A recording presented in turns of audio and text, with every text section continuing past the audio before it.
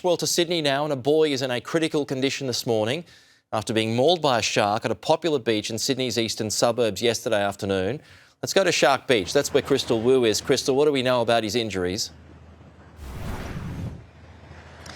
Well, Pete, he was bitten on both legs. He suffered serious injuries and he remains at Sydney Children's Hospital in Randwick. The little boy, believed to be aged 13, was jumping off the rocks and swimming here at Shark Beach with a group of friends when the incident happened. Paramedics were called.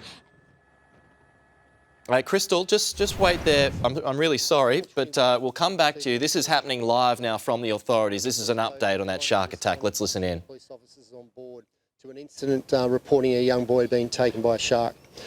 Police turned up on the scene and one alighted that police vessel. He had a double tourniquet system, a first aid kit.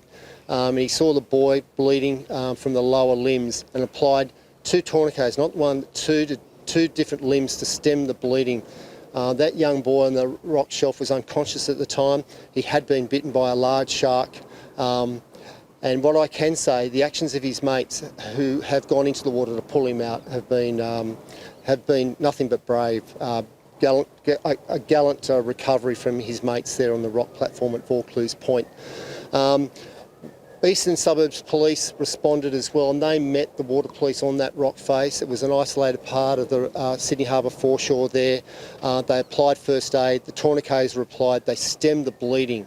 They stopped the bleeding at the time before putting that young boy up onto the bow of that police boat, and as that police boat drove off at high speed, they were still doing CPR on the boat, hanging on, but keeping that boy alive at the time.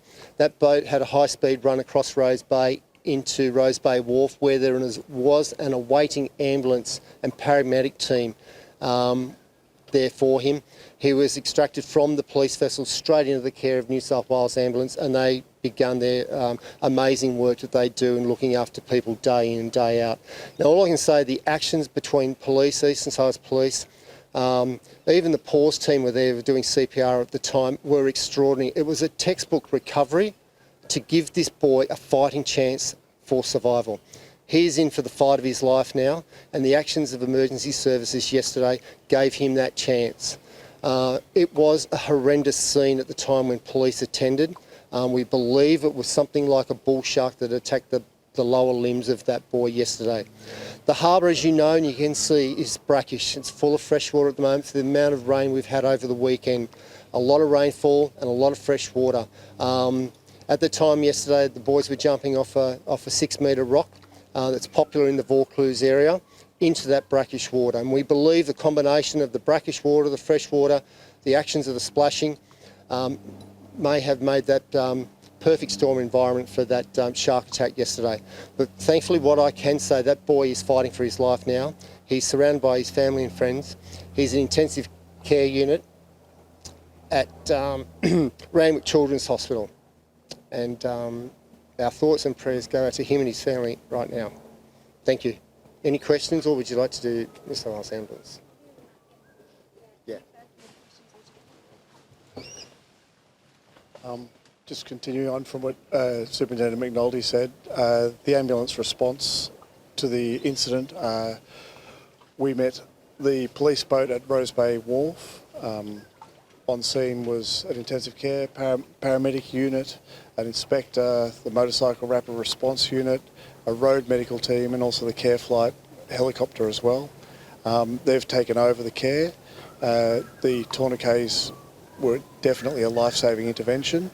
They took over CPR and other advanced cares before taking the patient directly to Randwick Children's Hospital, where he underwent surgery overnight and remains in a critical condition.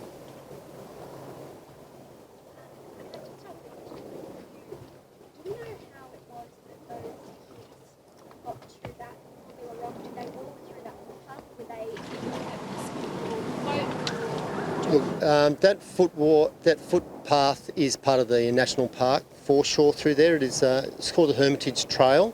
So the boys and other people do walk down there, and it is a popular jump rock spot into the harbour. So they probably came from the land side, walked down there and started their activities And as you mentioned, the police boat got there so quickly. Were they already in the area? They weren't too far from the area, but the boat behind me is just a brand new boat and it's an extra high-speed craft.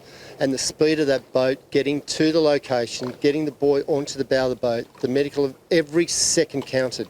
And I think the combination of the high-speed vessel, the care, the first aid, the tourniquets, the ambulance team, it was a Team New South Wales approach yesterday that saved his life. Would you advise people not to be going in the water after rain? Is it safe to be in that water at the moment? Look, at the moment, we've experienced a lot of fresh water entering the harbour.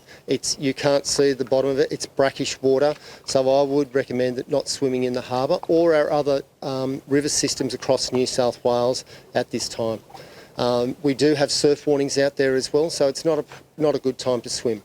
These boys, friends, as you said, they pulled him from the water. How are they doing? Obviously, there's an incredibly traumatic circumstance. Look, what we can confirm is one boy definitely entered the water to pull his mate out, and the other boys assisted them up from the water onto the rock platform, and that was just before the police occurred. So those actions of those young men are brave under those circumstances, and very confronting injuries for those boys to see. But I suppose that's mateship.